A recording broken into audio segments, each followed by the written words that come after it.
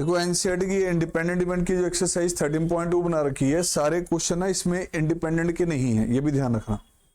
कई क्वेश्चन आप लोगों ने पहले कर लिए हैं, वो उसमें क्वेश्चन जैसे कॉम्बिनेशन बेस्ड क्वेश्चन किए, वो इंडिपेंडेंट के नहीं है वो।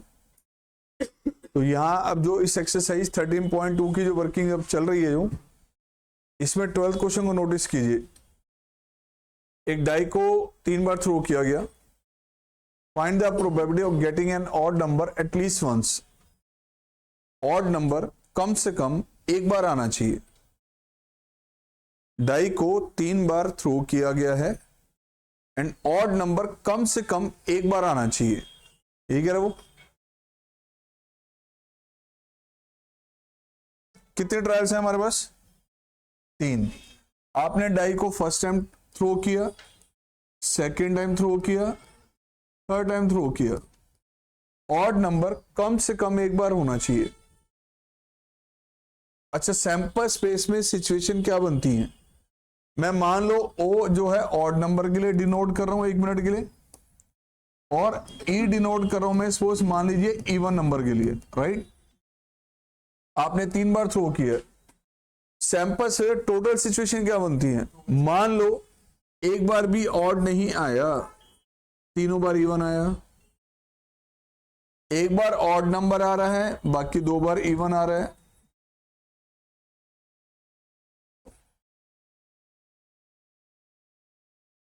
राइट, या 2 बार आपके पास ऑड नंबर अपीयर हो रहा है। इसमें अगर हम 3 सिचुएशन देखें तो तीनों में एक ही बार ऑड नंबर है। अगला केस ऑड नंबर और एक बार even, odd even and odd, या इवन ऑड एंड ऑड, या उसका तीनों बार। क्या इनके अलावा कोई सिचुएशन बनती है? नहीं। वो कह रहे हैं कि ऑड नंबर कम से कम एक बार आना चाहिए। कम से कम एक बार तो ऑड नंबर होना चाहिए। कम से कम एक बार ऑड नंबर। क्या इसमें एक बार ऑड नंबर मिल रहा है? क्या इसमें कम से कम एक बार ऑड नंबर मिल रहा है? क्या इसमें भी मिल रहा है? ये जो मैंने मार्क किए अभी, इन केसेस में ऑड नंबर आ रहा है, इसमें भी ऑड नंबर आ रहा है। इसमें सिर्फ यही सिचुएशन ऐसी जिसमें ऑड नंबर नहीं है। बाकी सारे केसेस में कम से कम ऑड नंबर तो एक बार है। अब सैंपल स्पेस में इसकी प्रोबेबिलिटी प्लस में इसकी, प्लस में इसकी, प्लस में इसकी, इन सारे केस की प्रॉब का सम किसके इक्वल होगा? 1। 100% श्योर इनमें से कोई केस होगा। अब अगर 1 में से मैं इसकी प्रोबेबिलिटी को लेस कर दूं तो बाकी प्रोबेबिलिटी इसकी बचेगी हमारे पास। तो आपको क्वेश्चन में कहा गया कि odd number at least once, odd number कम से कम एक बार आना चाहिए।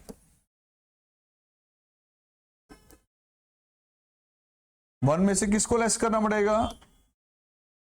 ये वाली प्रोबेबिलिटी कि ऑड नंबर एक बार भी नहीं आया। अगर 1 में से चांसेस हम उसके लेस कर दें कि ऑड नंबर एक बार भी नहीं आया, तो प्रोबेबिलिटी किसकी बचेगी कि कम से कम एक बार तो आया। तो odd number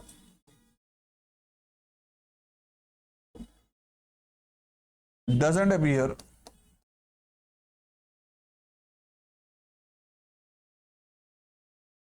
on any trial।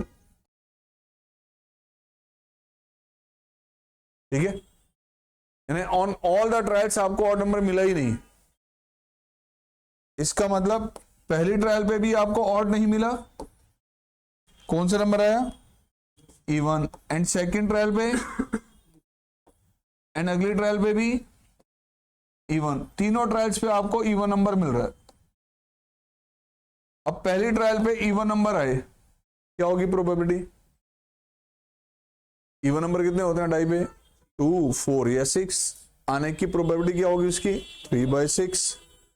अब सेकेंड ट्रायल पे जो नंबर आएगा, क्या वो फर्स्ट पे डिपेंड कर रहा है?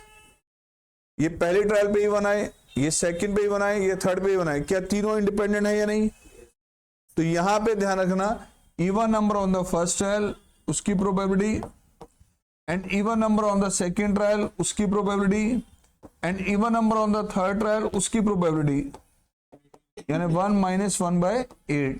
The answer is 7/8। ना ना ना ना बेटा ना, बिल्कुल नहीं। फिलहाल ये इक्वली लाइकली है कि नंबर ऑड होगा या इवन होगा, उसकी प्रोबेबिलिटी बराबर है तो आप कह सकते हैं। लेकिन यहाँ पे कुछ और केस कर दूं, मान लो इसी क्वेश्चन में मैं चेंज कर दूं कि ऑड नंबर आने की जो प्रोबेबिलिटी है वो इवन नंबर आने की प्रोबेबिलिटी का डबल है, फिर ये नहीं होगा। आप 7/8 नहीं कह सकते, फिर आपको ऐसे ही करना पड़ेगा। ठीक है, बच्चे कहते हैं सर ये 8 केस हैं, हमें इनकी केस की प्रोबेबिलिटी निकालनी है, तो इसमें मतलब ये 1 2 3 4 5 6 7 7/8 कर दो। यहां तो मैं कर सकता हूं क्योंकि ऑड नंबर और इवन नंबर की प्रोबेबिलिटी सेम होती है, इक्वली लाइकली है। लेकिन अगर क्वेश्चन मैसेज है कि ऑड नंबर आने के जो चांसेस हैं वो इवन नंबर आने के चांसेस का डबल है, फिर 7/8 आपका आंसर नहीं होगा। ओके, दिस इज अ वे। चलने से आगे,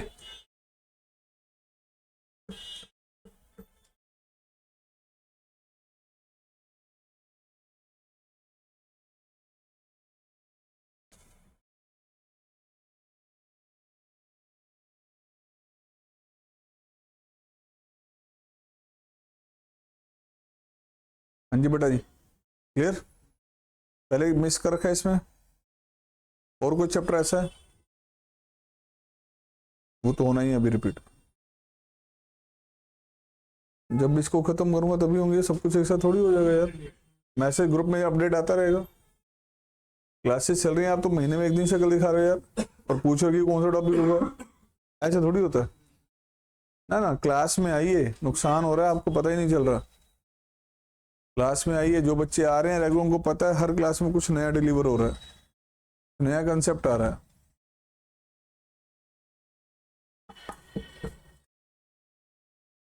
आइए आगे। अब इस क्वेश्चन में क्या कह रहा है देखो, 2 balls are drawn at random with replacement. Clear word आपको दे दिए गए हैं बेटा यहाँ पे कि आपने जो बॉल्स निकाली है वो विद रिप्लेसमेंट है, रिप्लेस करके।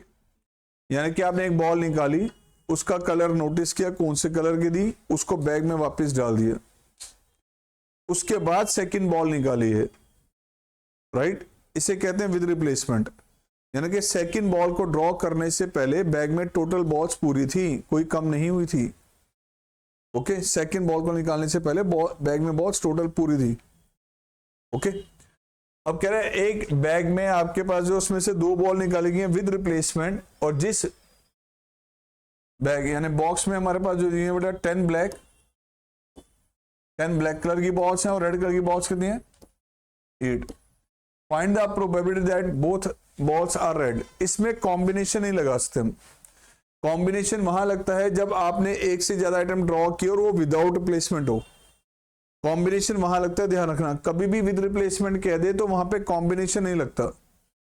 अब एक बात हो, पहली बॉल आपने निकाली, उसका कलर नोटिस किया रेड है या ब्लैक है, उसको बैग में वापस डाल दिया।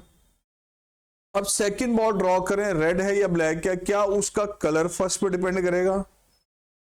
नहीं करेगा। फर्स्ट ट्रायल आपने ली, उसका जो आउटकम आया, सेकंड जो ट्रायल ली उसका जो आउटकम आया, क्या दोनों डिपेंड कर रहे हैं आपस में? नहीं। सेकंड टाइम रेड है या ब्लैक है, डजंट मैटर। तो यहां पर आपसे हमारे पास कहा गया बोथ बॉल्स आर रेड। आपने 2 बॉल निकाल लिया, दोनों रेड कलर की हों, both are red balls. It means पहली बॉल भी रेड है, first red, and second ball ये भी रेड है। अब पहली बॉल रेड है, उसके चांसेस क्या होंगे बताओ? रेड है 8/, एंड ये बॉल कहां गई अब? वापस बैग में।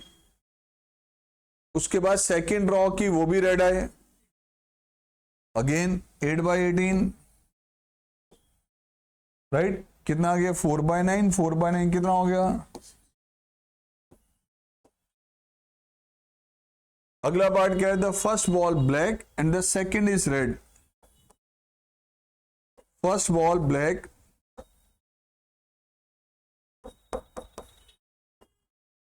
And second is red. पहली बॉल ब्लैक कलर की है बेटा, उसकी प्रोबेबिलिटी आ गई 10/। ये बॉल बॉक्स में वापस गई है, निकाली है, उसके बाद कलर नोटिस के बॉक्स में वापस डालिए, and second ball red colour की आई। अब this is 5/9 into 4/9 20/81। Clear message है यहाँ पे फर्स्ट एंड सेकेंड। अब क्या कह रहा है, one of them is and the other is. तो एक आपके पास कह रहा है कि ब्लैक हो, दूसरी रेड हो, लेकिन कौन सी ब्लैक है, फर्स्ट है या सेकंड है, ये तो नहीं बताया। तो थर्ड पार्ट में वन ब्लैक अदर रेड।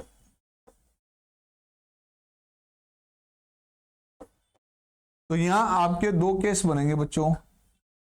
पहला केस ये कि फर्स्ट आपके पास ब्लैक है एंड सेकंड रेड है, या पहली बॉल आपकी रेड कलर की है and second ball black colour की है।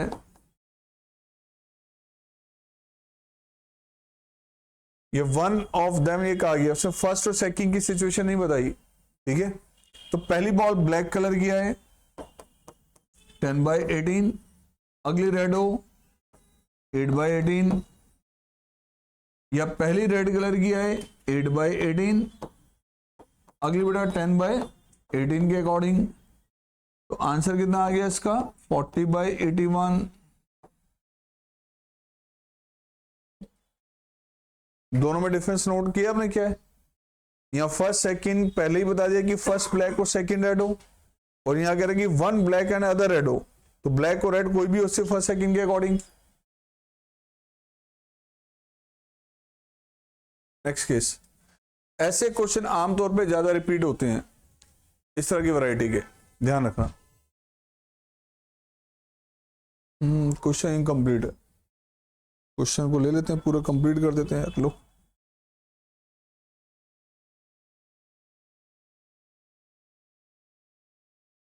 पहले क्यों नहीं बताया था कि क्वेश्चन सर कंप्लीट नहीं दिया।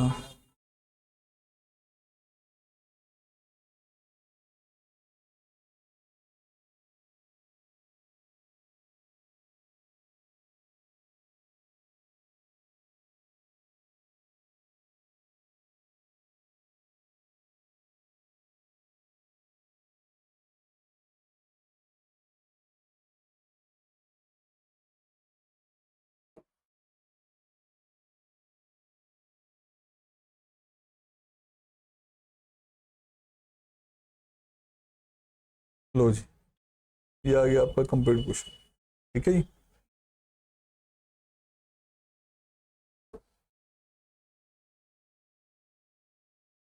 क्या कहा गया, probability of solving a specific problem independently by A and B. A एक प्रॉब्लम को सॉल्व करेगा, उसके चांसेस 1/2 हैं, एंड बी सॉल्व करेगा, उसके चांसेस 1/3 हैं। If both try to solve the problem independently, find the probability that the problem is solved, या exactly one of them solve the problem। एक प्रॉब्लम दो अलग अलग पर्सन को सॉल्व करने के लिए दी गई है, ए को भी और बी को भी। ए भी ट्राई कर रहा है और बी भी ट्राई कर रहा है। पॉसिबिलिटी है कि मान लो दोनों में से किसी से भी सॉल्व ना हो। अगली सिचुएशन ये बनती है ए से सॉल्व हो जाए और बी से ना हो। ये हो सकता है ए से सॉल्व ना हो बट बी से सॉल्व हो जाए, या हो सकता है कि दोनों से ही सॉल्व हो जाए। क्या इनके अलावा कोई और सिचुएशन बनेगी? अब इन सब की प्रोबेबिलिटी 1/4 1/4 1/4 नहीं होगी, कहीं सोचें, क्योंकि ए का पोटेंशियल बी का पोटेंशियल सेम नहीं है। ए की प्रोबेबिलिटी क्या सॉल्व करने की 1/2, बी की कितनी है? आप सोचें इसकी प्रोबेबिलिटी 1/4 है, इसकी 1/4, इससे ऐसा नहीं होता। वो तब होता है जब इक्वली लाइकली हो। इक्वली लाइकली नहीं है, ए और बी का पोटेंशियल अलग अलग है। बट कंफर्म की सैंपल स्पेस में इन चार के अलावा कोई और सिचुएशन नहीं बनने वाली। इन चारों केसेस की प्रोबेबिलिटी का सम किसके इक्वल होगा, ये ध्यान रखना। सैंपल स्पेस में ये 4 आपके पास सिचुएशंस बनेंगी टोटल। अब क्या कहा गया इसमें, द प्रॉब्लम इज सॉल्व। सबसे पहले 2 इवेंट डिस्क्राइब करो। मैंने एक इवेंट ई ले ली बेटा, A solve the problem, A solve the problem. Question को अटेम्प्ट करने का मैनर देख लो क्या चल रहा है। एफ इवेंट डिस्क्राइब कर ली, बी सॉल्व द प्रॉब्लम। सबसे पहले इवेंट्स को डिस्क्राइब करना एग्जाम में। अब ए सॉल्व कर ले प्रॉब्लम को, उसकी प्रोबेबिलिटी क्या है बेटा, यानी कि ई के चांसेस दे रखे हैं कुछ में 1/2, बी सॉल्व कर लेगा उसके चांसेस क्या हैं। अब अगर ए सॉल्व नहीं कर पाएगा उसकी प्रोबेबिलिटी क्या होगी, 1 में से लेस। बी सॉल्व नहीं कर पाएगा उसकी प्रोबेबिलिटी, अब दोनों ने ट्राई किया प्रॉब्लम के लिए, चांसेस के निकालने की प्रॉब्लम सॉल्व हो जाए, प्रॉब्लम सॉल्व हो जाए, प्रॉब्लम सॉल्व हो जाए। किस केस में प्रॉब्लम सॉल्व हो रही है सर, सेकंड में हो रही है, थर्ड में हो रही है, फोर्थ में हो रही है, फर्स्ट में नहीं हो रही। हमें पता है इन सारे केसेस की प्रॉब्लम का सम क्या होगा, अगर 1 में से इसकी प्रोबेबिलिटी हम लेस कर दें तो बाकी चांसेस किसके बचेंगे, the problem will be solve. अगर आपको फर्स्ट पार्ट की प्रोबेबिलिटी निकालनी है, the problem is solve, the problem is solve, तो 1 में से किसके चांसेस लेस करने पड़ेंगे, the problem is not solve, the problem is not solve. बेटा probability of A plus probability of A not क्या होता है, 1। तो प्रोबेबिलिटी ऑफ ए अगर मुझे निकालना है तो 1 में से क्या लेस करना पड़ेगा, ए नॉट के चांसेस। अब किस में प्रॉब्लम सॉल्व नहीं हो रही, जब ए ने ट्राई किया उससे भी ना हो और बी ने ट्राई किया उससे भी ना हो, तभी प्रॉब्लम सॉल्व नहीं होगी। तो probability of E not and probability of F not, this is 1 minus probability of E not intersection F not. क्योंकि इवेंट्स इंडिपेंडेंट है, किसी एक का सॉल्यूशन दूसरे पे डिपेंड नहीं करेगा, इसलिए बेटा आप इसको कन्वर्ट करके लिख सकते हैं मल्टीप्लीकेशन में। इसको मल्टीपल में कन्वर्ट करके लिखेंगे तो क्या आएगा, 1 minus probability of E not into probability of E not के chances, this is 2/3, cancel out, 1 minus 1/3, the answer is. और सेकेंड पार्ट क्या कह रहा है, exactly one of them solve the problem, दोनों में से किसी एक ही पर्सन से प्रॉब्लम सॉल्व होगी। Second part, exactly one of them solve. इसका मतलब ए से प्रॉब्लम सॉल्व हो गई एंड बी से नहीं हुई, या प्रोबेबिलिटी ऑफ ए से सॉल्व नहीं हुई एंड बी से सॉल्व हो गई।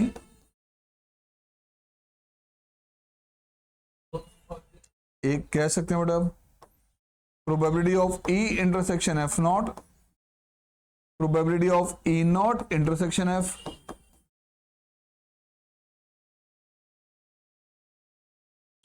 तो बेटा इसका रिजल्ट क्या,